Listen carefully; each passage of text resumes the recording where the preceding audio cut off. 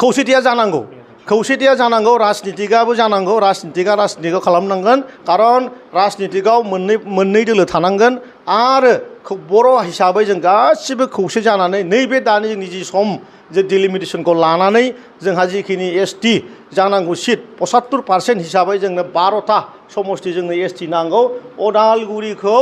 जोंनो बिटिआरनि बेन्दोङावनो लानानै मोनसे लकसभा नांगौ आरो बेनि थाखाय फैगौ समाव राजा लामायाव धरना होनो थाखाय जों गासिबो रेडि जानानै दं सापर्ट खालामनांगौ खौसेथिया जानांगौ खौसेथिया जानांगौ राजनितिकाबो जानांगौ राजनितिखौ खालामनांगोन कारन राजनितिकाव मोननै दोलो थानांगोन आरो बर' हिसाबै जों गासिबो खौसे जानानै नैबे दानि जोंनि जि सम जे डिलिमिटेसनखौ लानानै जोंहा जिखिनि एसटि जानांगौ सिट 75% हिसाबै जोंनो 12टा समष्टि जोंनो एसटि नांगौ उदालगुरिखौ जोंनो बिटिआरनि बेन्दोङावनो लानानै मोनसे लकसभा नांगौ आरो बेनि थाखाय फैगौ समाव राजा लामायाव धरना होनो थाखाय जों गासिबो रेडि जानानै दं सापर्ट खालामनांगौ धन्यबाद।